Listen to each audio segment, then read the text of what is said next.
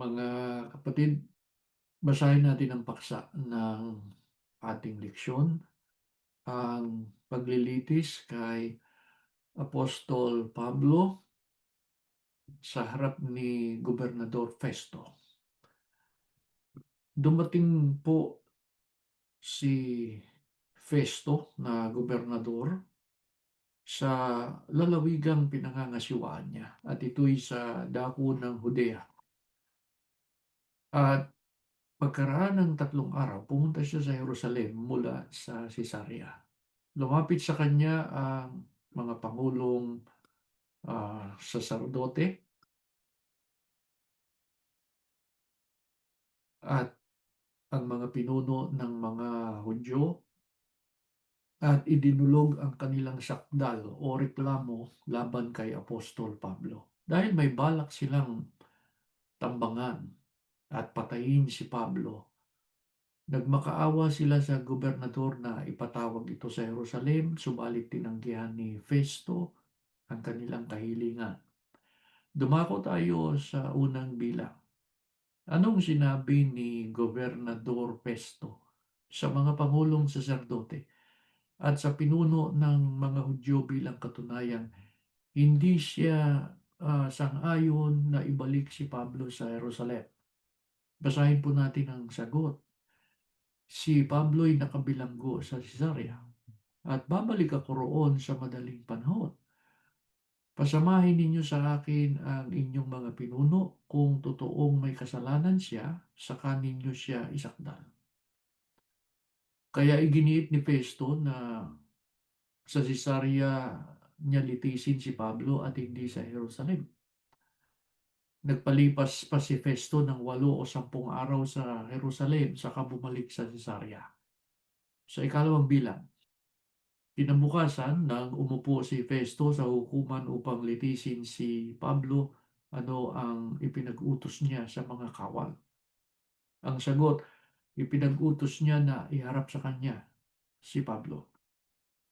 Sa ikatlong bilang, anong ginawa ng mga Hudyong galing sa Jerusalem nang maipasok ng mga kawal si Pablo sa bulwagan ng hukuman?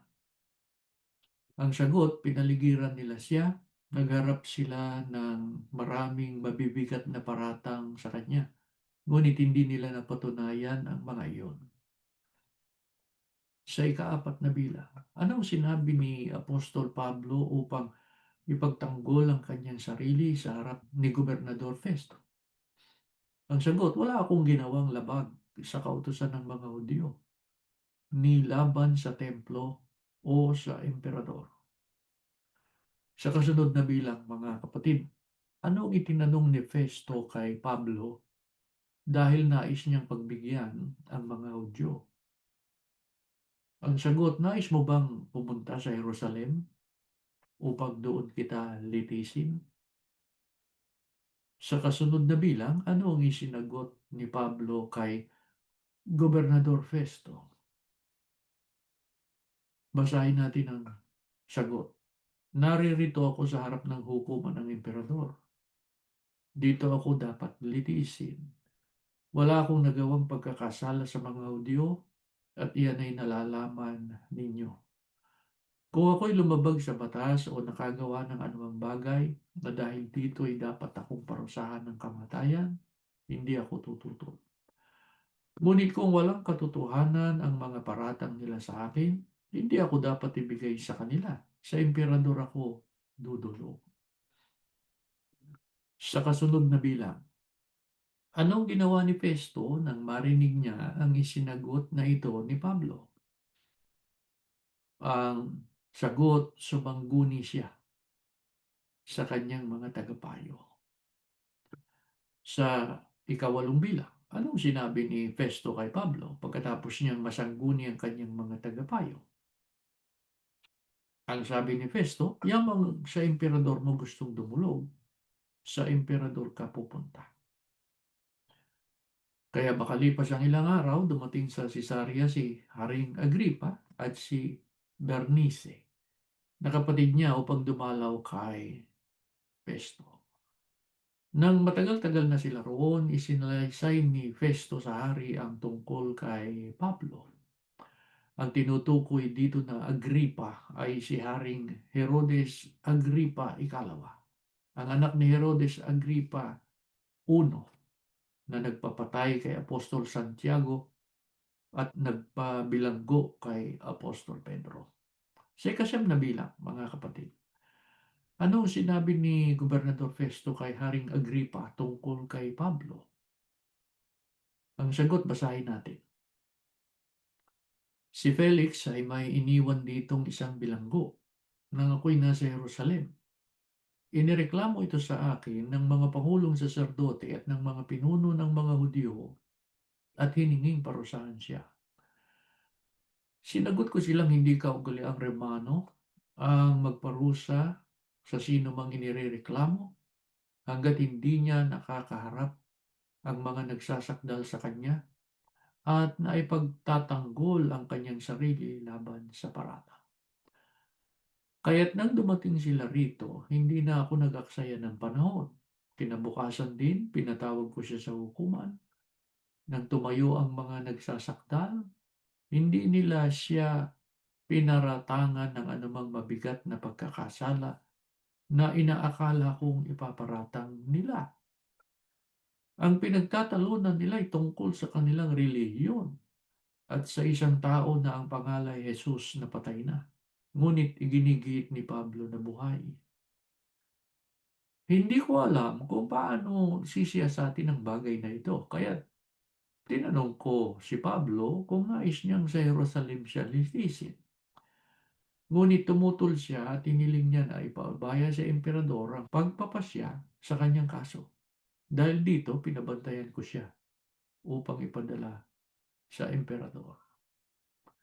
Sa kasunod na bilang, mga kapatid, ano ang sinabi ni Haring Agripa pagkatapos niyang marinig ang ipinahayag ni Festo tungkol kay Pablo? Ang sagot, gusto kong mapakinggan ang taong yan. Mapapakinggan mo siya bukas, tugon naman ni Festo. Kinabukasan, mga kapatid, dumating sina Haring Agripa at Bernice, ang kanyang kapatid, kasama ang matataas na punong kawal at ang mga tanyag na tao sa lungsod. Buong karangyaan silang pumasok sa bulwagan ng hukuman at iniutos ni Festo na si Pablo'y iharap sa kanila sa kasunod na bilang. Ano ang sinabi ni Festo nang si Pablo'y madala na niya sa bulwagan ng hukuman?